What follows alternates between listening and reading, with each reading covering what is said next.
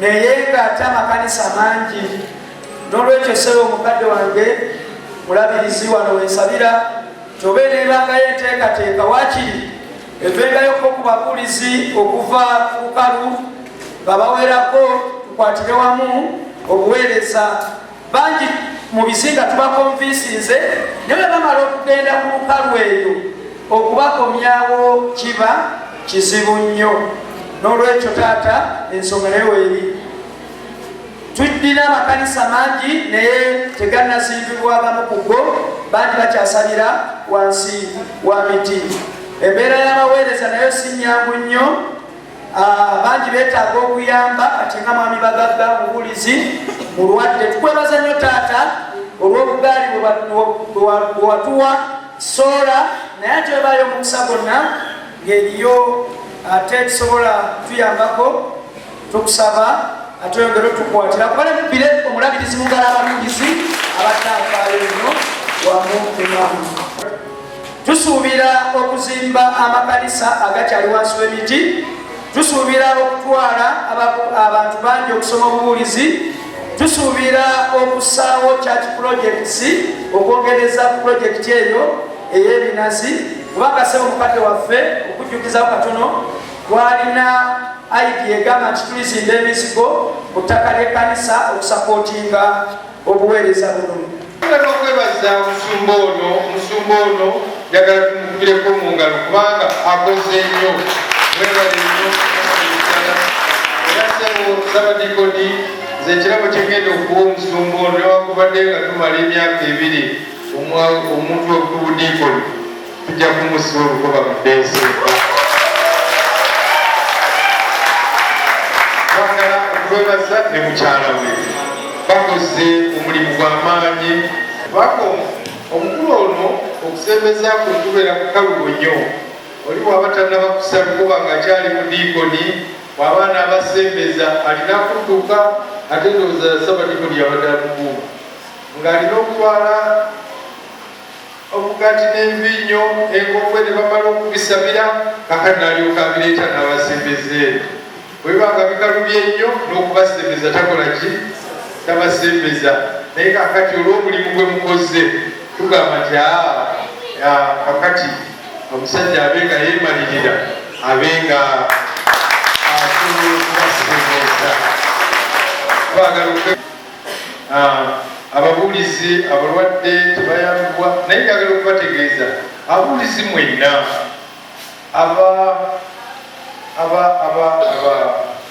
abalina ebbaluwa ey'okusatu Obulabirizi bwabasasulira insurance. Kubanga tonajuza foomu genda ku Bulabirizi ojuze foomu ababuulizi ne bakyala bamwe bonna babagulira insurance. Era n'abasumba ne bakyala baabwe bonna nammwe mwenna twabagulira insurance. Obulabirizi bw'e Mukono twasalawo okugamba nti no abaweereza baffe katubagulire insurance, health insurance. So oba obadde otambula butambuzi n'ogenda mu ddwaliro, ekiyinza okubeerawo kwe kulaba eddwaliro eriba ly'okumpi kuba tukozesa amalwaliro aga UPMB agakkiriziddwa oba agakolagana ne UPMB. Ogendayo babakujjanjabira bwereere olwa insurance ebyobeera nayo. Tujja kubasaba mulabe nga obanga tonnaba kufuna kaadi eyo eya insurance yo okube omusumba ono abakubise okulaba nga mufuna kujuza foomu sente fe twasasulayo dda ne basobola okuba kaadi ezo ne mutandika insurance yammwe. So abalwadde twagala muleme kubonaabona nnyo naye insurance gyeri mufube ne bakyala bammwe. Kasitoba ng'olina watendekebwa olwa bbaluwa 3 atanaba kutendekebwa tukugamba genda e Nakanyonyi bakutendeke. Ate bw'ogenda e Nakanyonyi era kyabwerere Obulabirizi bwe bugenda okulabirira ebbanga lyonna ly'ogenda okubeera ng'oli e Nakanyonyi tosasulayo wadde ennusu emu era tewaliwo kyosasula okujjako okubeerayo n'okusoma n'omaliriza okusoma. So abatannaba kusoma tugamba ngo tetujja kubawa insurance kuba tewali kibagaanyi kusoma. bugenda bugenzi ffe tukusasulira musumba ono bwagamba tino bamupeerezayo omubuulizi wange namuweereza wa sabadiikoni namutuweereza ensibi zonna nga tuzisasulayo mutendekero ly'ababuulizi ng'osoma bw'ovaayo ate nga tukugulira n'insurance ne mukyalawo. Kale nno tubasaba ababuulizi mulabe engeri gye muyinza okuyambibwamu. Tetuyinza okulaba oba tetuyinza okukola kyekigambo senga oba olwadde ng'oli eno otuuka otya amalwaliro ebyo tujjagamba tujja kukolagana ne MP nawulirako ng'afuba okugamba nti wabeerewo ambulance naye simanyi oba kyatereera naye nga njagala kumwebaza kuba ayimirirawo nnyo tera okugoberera embeera zitegerise era yalwanira nnyo ekijeeri kyaffe ekyo sebo twakibaddemu bwekibeeramu nga senga mbeera wano neewuuba neŋŋenda nenjira ate twebaza nnyo gavumenti kubanga ndabadde ntegeeza abantu bano lunaku lwajjo nagenda mu Amerika okusasulira sente z'ekijeeri nyingi nnyo okutuula obutuuzi ku kijeeri okujjamu okutuuka awalala naye wano gavumenti byonna yasasula ku linnya kyabwerere. Banayitwebaze nnyo gavumenti watukoledde so twagala okubebaza. Njagala okwebaza MP waffe olwa ebbatirizo lyeyatugulira sebo tweyanza nnyo webale nnyo webalire ddala. Bishop njagala kukwebaza olw'okuguma n'otusiibula. Okusiibula si kintu kyangu kubanga olumu Bishop tubadde mikwano gyaffe n'atunda ennyumba ye ng'agenda kutyera Bulaaya ate oba mumusiibula ku kisaawe ky'ennyonyi eyatuze n'ennyumba ye agenda akola essente ate n'akaaba. Lwekyo Bishop tukwebaza bwetusiibudde ng'oli mugumu era mbalisa mukubireko mu ngalo. Tujja kukwagaliza okuwummula obulungi singa mbadde n'obuyinza sebo Bishop nange nandigenza okuba akalulu okulaba ani akuddira mu bigere naye olwokubanza ndi mu kereziya nyinza okubasinga mu kisoogo naye tujja kusaba Bishop abanaakuba akalulu batuwe Bishop omulungi anayagala ebizinga by'e Buvuma. Ebizinga bino temanyi wana bangi abali ku Mothers Union ne bakolesera bajja kulonda byetaaga omuntu abyagala. Okuweerezayo si kwangu. Muzungu bagamba they are hard to reach, serve and stay. Naye ate ng'ojjayo nungi nnyo. Abakulembeze twanguyirwa nnyo okulembera abantu abali mu eddiini. Oluusi bye tusuubiza bigaana ebyetaago by'abantu biyinza okuba tebiri mu busobozi bwaffe naye obuulira omuntu ali mu eddiini amanya nti Katonda yakyalemeseza embeera yakutereera. Atali mu ddiini agamba omusajja esigenda mulonda agaanye amanyi nti Katonda yatanaba kusobozesa mbeera. Lwekyo mbeebaza Bishop weebaza okujja ke Buvuma kwayongeramu omuliro obaolaawo n'abasumba bano n'abasomesa nabo ne beeyongera okufuna amaanyi ag'okubunyisa kigambo kya Katonda. Era nkwebaza okuteganya abantu abamu bakyennyanja asalawo nti nyagendanga Buvuma wokka watuuka ffe naye gwe Bishop omuntu wagende namatala eyo ennyanja si yeyo ennungi ennyo naye waguma ne mu bitundu ebirala tetulina kubuusabuusa yakuwadde amaanyi ago Katonda n'anakuddira mu bigere ajja kumuwa amaanyi okwongereza mulimu ogwo gwokoze Buvuma.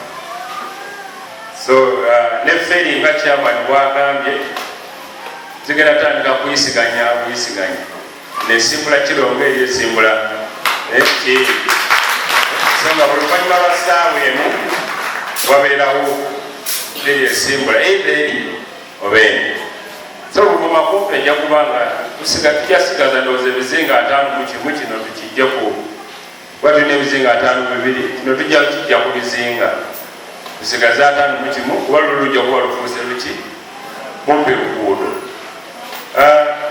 Nayagala nnyo era njagala okwebaza omulimu gw'okola wali mabega wa Mukono municipality awagenda okuva ensimbi ezinayambangako abawummuze gye muwummulira twagala musigale nga namusobola okwetuusaako kuba banafe abanaddiini abagoberezi tuli bazibu wano bwojja ngaoli bishopu tubeerako byetukusibirira naye olunalekera okubeera bishopu oli ne bwanaabanga asimbula wano agenda yita mu Mukono tewayagenda kujja nakyennyanja gantwale bishopu yawummula naye asuubiza okuwagira omulimu guli gwoliko n'obukadde 2 era bishopu njagala bukwasa manyi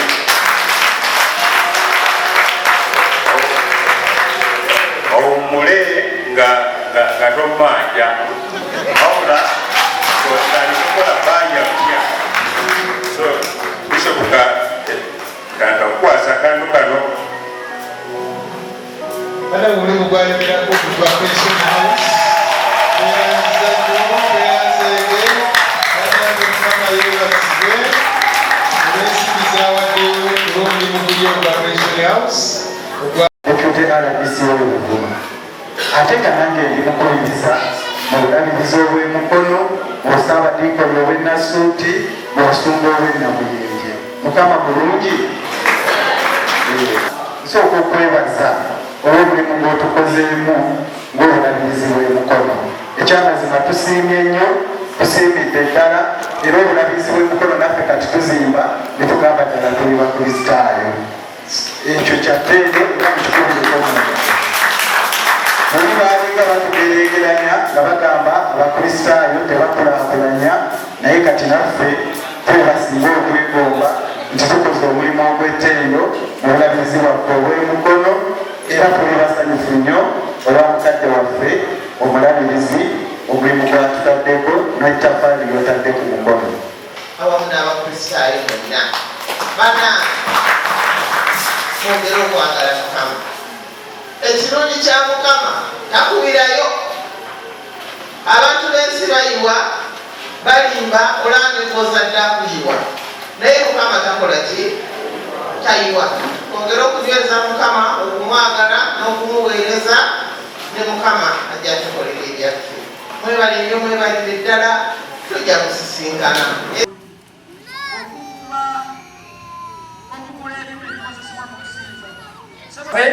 N'agamba olwokuba atukuzizza n'atuwaayo 5 ku 10 ettaka eryo asenguka ate abamu baguliddwa bidiko n'olwekyo abamu n'otuuka nga basigaddewo nga 8 era nkuba omulanga okutakumbula n'okubadde agazisiza nnyo obuweereza.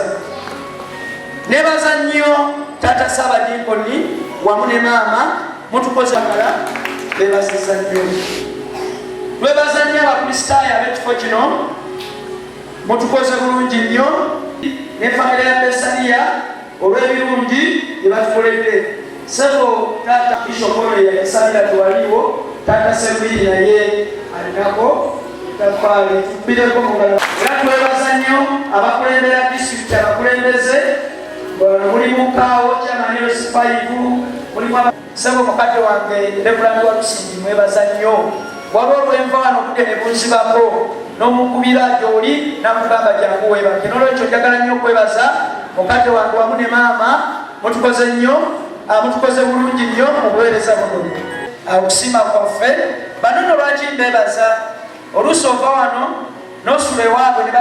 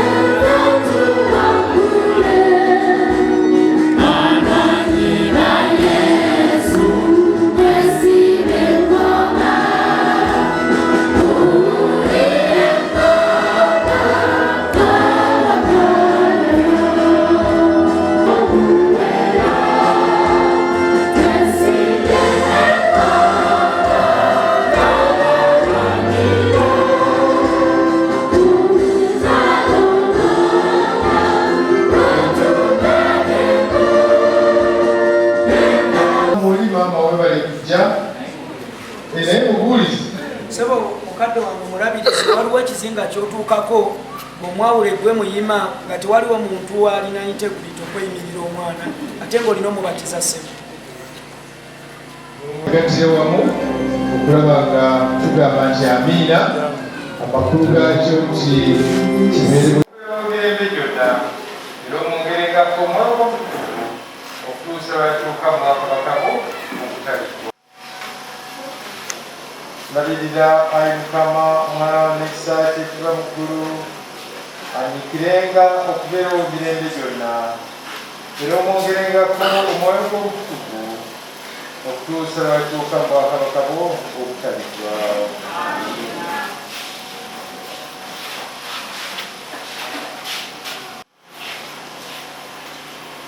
Ndabirira Ayi Mukama omuzaana w'ono n'ekisa kye ekiva mu ggulu anyikirenga okubeera omumirembe gyonna era okubeera omumirembe gyonna era omwongerengako omwoyo gw'obutukuvu okutuusa batuuka mu bwakabaka bwo obutalitwa.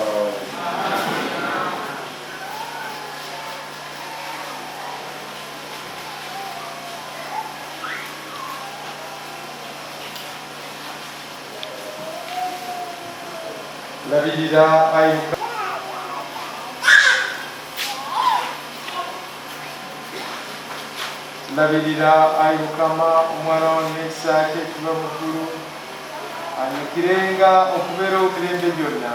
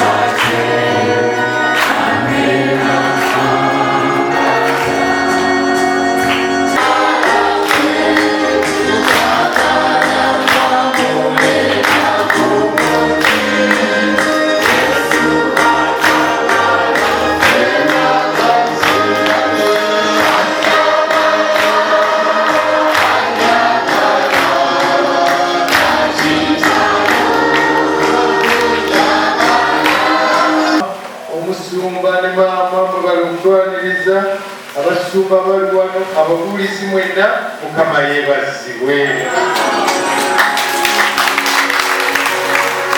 Ekkanisa ate n'abakulembeze banaye tweyanziza nnyo tweyanzeege ate njagala kwebaza ababuulizi babadde active mu abaana omanya ne bwaba mwana omu nja kumuwa omutwalo gw'ensimbi kakati nno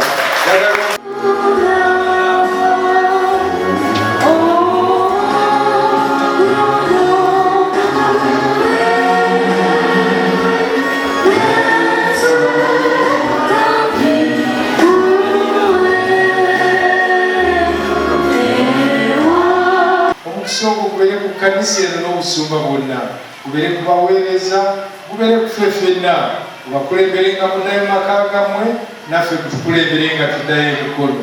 Omukisa ogubeere ku bakulembeze baffe bonna pulezidenti w'eggwanga lino n'abakulembeze ba disitulikiti eno Ssaabasajja Kabaka wa Buganda n'olukiiko lwe lwonna n'owekitiibwa Mbuubi. Omukisa ogwo gubeere ku ffe ffenna guleme okutuvaako emirembe n'emirembe.